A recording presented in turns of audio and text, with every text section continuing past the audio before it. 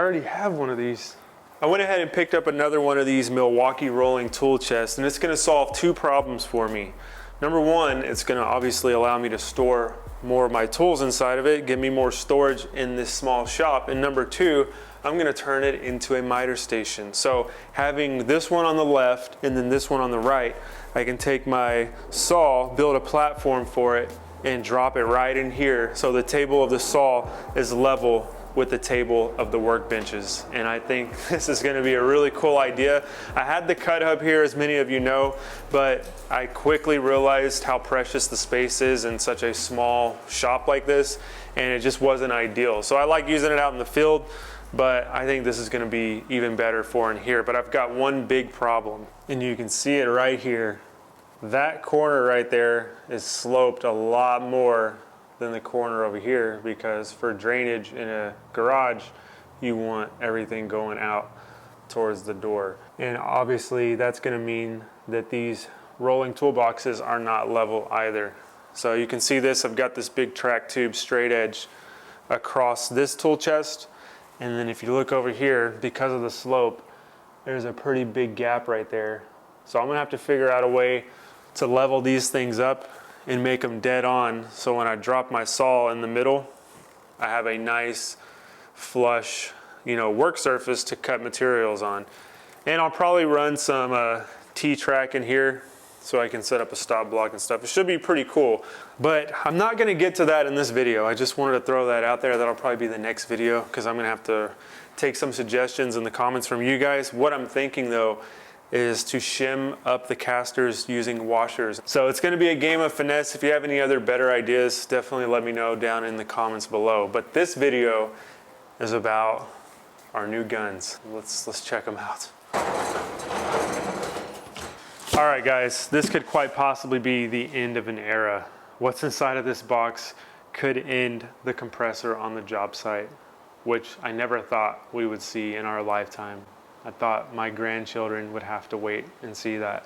And I would tell them, I remember when I used to have air in those things. Now I know that's a bold claim to make, that you could completely get rid of your compressor, but the only reason I'm making that claim is because what's inside of this box is the brand new 16 gauge Milwaukee finish nailer and the 15 gauge Milwaukee finish nailer. And based off the performance of the other Milwaukee nail guns that I already own, if these can perform like those, I think you could completely be done with hoses and compressors. So let's go ahead and open up this box and see if what I believe to be true about these guns is true. So here's a look at the two boxes, and you'll notice these are actually new releases. They're not just new to me. You can see in the top right hand corner of the box there, consistent clean nail holes, compact size, 0 ramp up time, and again a 16 gauge angled finish nailer. Pretty much the same story on this box. This is just the 15 gauge finish nailer. And this is the tool only, because I already have M18 batteries and chargers. Don't need any more. All right, so this actually feels a lot like the framing nailer. The build of this thing is almost exactly like the framing nailer. Now this thing isn't quite as heavy as the framing nailer. I mean, it is pretty much the exact same gun. And I would grab the framing nailer and show it to you guys right now, but I actually let my dad borrow it. So he's got that one right now, but it is almost like the little brother of the framing nailer. So first impression, holding it in my dominant hand, it feels pretty well balanced. It feels like it's gonna be precise. I like the nose on it. Switching over to non-dominant hand, same thing. It feels great. I mean, it does have some heft to it. It's going to be heavier than your typical, pneumatic fastener, because it's got a lot more on it. All these parts that have to fire the nail gun, it's not using compressed air. So that's to be expected, but it doesn't feel unmanageable. It feels balanced in the hand. It feels like it can get into, tight places, especially with the angle here.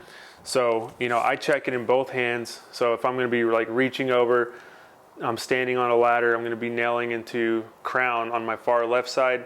It feels good like that. Doesn't feel awkward or anything like that. Same thing with my right hand side, which is obviously more dominant. I got more control there. But yeah, it's got a nice build to it. It's got rubber molding on it, so if you set it on a finished surface, it's going to be protected. You set it on a finished floor, it's good to go. It's got the belt hook right here. You can hook this to your tool belt or whatever, throw that on a ladder, and yeah, it feels good. It feels well and balanced. So yeah, first impression of this one, I like it. It just reminds me of the framing nailer so much. So let's open up the 15 gauge and see what we think of that one. So I'll do the same thing with this one, just give you a first impression in my dominant hand. It feels about like this one. Yeah, these things are almost identical. Milwaukee probably figured it out with one of them and said, hey, let's make another one. And I think they figured it out with the framing nailer, and they incorporated that same layout into these two because they are exactly like it. Look at the noses there on top. They've got nice precision noses where you can see exactly where you're going to shoot. Magazines are about the same. The 15 gauge is just a sharper angle than the 16 gauge. Everything feels good. There's a nice spring to it. And you're clear out like your typical nail gun on that one. Same thing on this one. So yeah, let's fire up this 15 gauge, see how she works. So I just put the battery in the 15 gauge here, and it does stand up on its own, which is great. So you can set it on a table or on a floor and you'll be able to have it stood up like that. And I like that they incorporated the magazine to not go past the battery. This is a small battery. This is a little 2.0 battery, and it can still stand up. So I like that they thought of that. Let's check it out on the 16 gauge as well. I'm pretty sure. Oh yeah, the 16 gauge is, the magazine is way off the floor here, or the table. So just some things you think about. Then we got our light. That's awesome.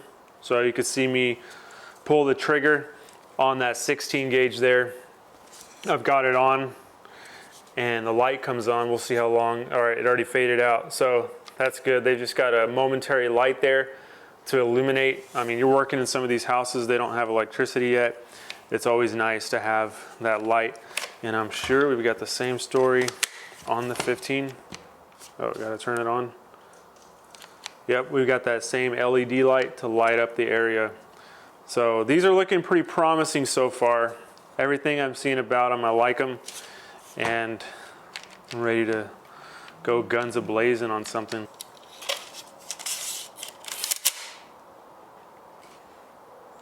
And like the other nailers, they have modes. So they've got single fire mode, and they've also got bump fire mode. And I usually keep it on bump fire. So for our trial run here, I've got this piece of 6/4 ash that we're going to be firing through. And this is probably harder than anything this nailer would typically fire through when you're talking finish work. But if it can make it through this, it can pretty much make it through anything on the job site. So we're going to give it a shot.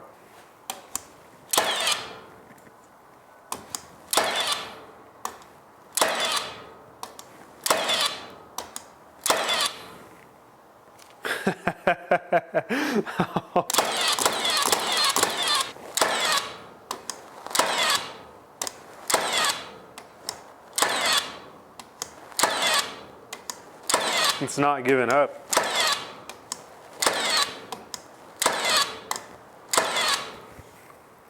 Like nothing. You can see those pops right there when I was doing the bump fire, which is not something you'd typically do with a 15 gauge. But the bump fire on a finished nailer like this just allows you to keep your finger on the trigger and then push up against the workpiece. So like that. And I hadn't even set the adjustment of the nose here either. So I'll probably bring that in a little bit. Yeah, it's like a dream. This thing is amazing. So here's our nails from the bottom side of the piece of wood, and you can see they all made it through, with the only exception being this one that got deflected through some grain off to the side. So that's great. They all made it through. This is a piece of 1.5 inch ash. So not an easy feat to get through, and you can see they're all pretty well set. with the exception of when I had it on bump fire mode and I was blasting away. So now that we've seen what it can do in a piece of 6/4 ash, let's try a piece of 3/4 radiata pine from Windsor 1. And that is set deep. I set it deeper because obviously the ash, so let me back it out a little bit.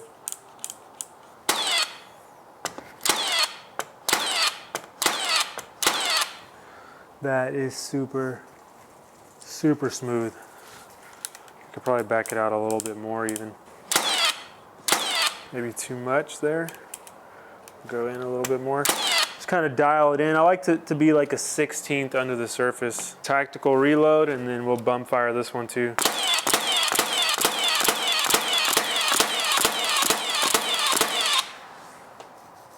Yeah, none of those stuck out past. I've got 2 nail pops right here, and that was when I had the adjustment of the nose too high off the surface. But yeah, that is amazing.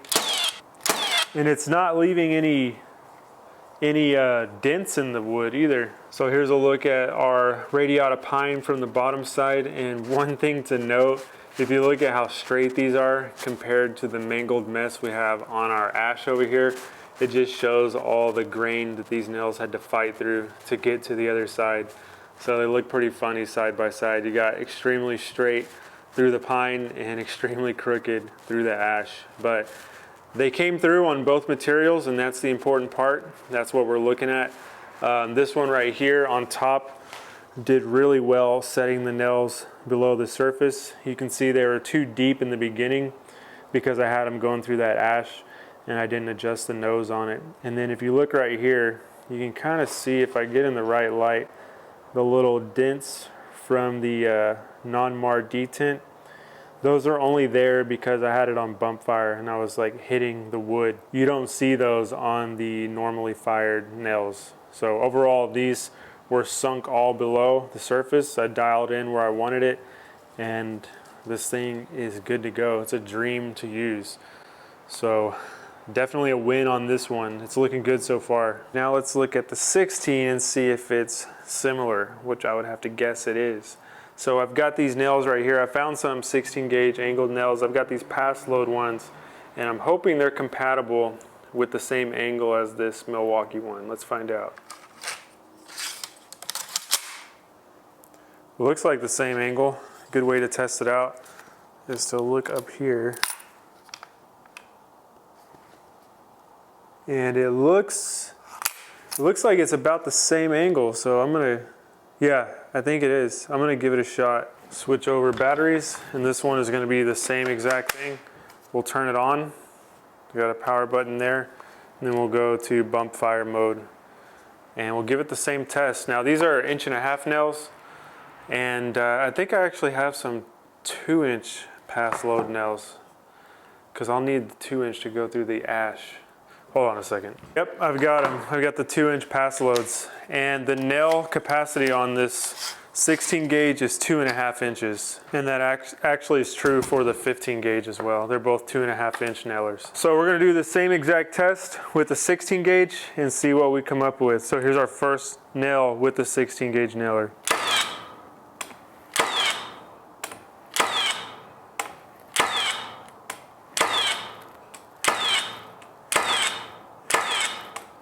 Oh, that is freaking smooth.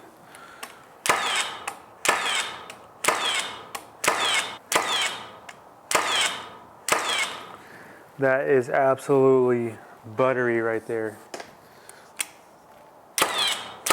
I bump fire.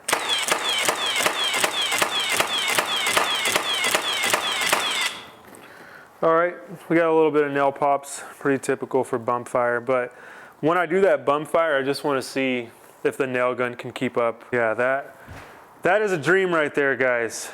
That is amazing. Let's go through the pine.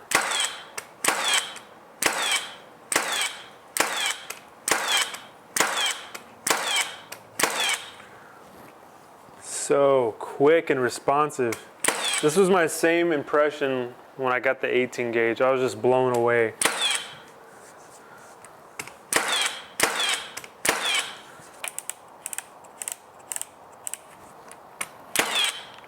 about where I'd want it there. Again, it's not damaging the wood, just like the 15. So these are both very similar. I mean, I'd say they're pretty much identical. And we'll go through the full board here, see if we get any nail pops or anything going through all of that. Nope. That is, wow.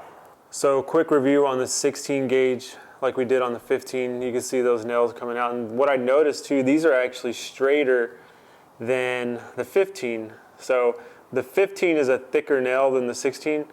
So that's probably the reason that thicker nail right there just has a hard time finding its way through such a tight grain, whereas this one being a little bit thinner is able to stay straighter as it goes through the wood. But looking up top, you can see we have nice below the surface nails, minus again the bump fire mode. And then looking at our 16 on our pine back there, you can see they're all straight like the 15s. And then up top, you got the same situation.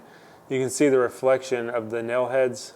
This is before. The deeper ones they're just too deep. That was before I adjusted coming from the ash to the pine, but I dialed it in there and got it like a 16th below the surface, perfect for filling in. There you have it, guys. I think we've arrived. I think we have arrived at the compressorless job site, or as my friend Vince from VCG Construction likes to say, the jobless cord site. So anyways, guys, let me know if you have any questions about these nail guns. I'll do my best to be in the comments and answer them, since I know they are so new. There's not a lot out on them. But based on what you just seen and my first impression of them, I'd say go for it. I highly recommend these things, and they are pretty much going to change our entire workflow. So yeah, let me know, guys, and I will catch you on the next one.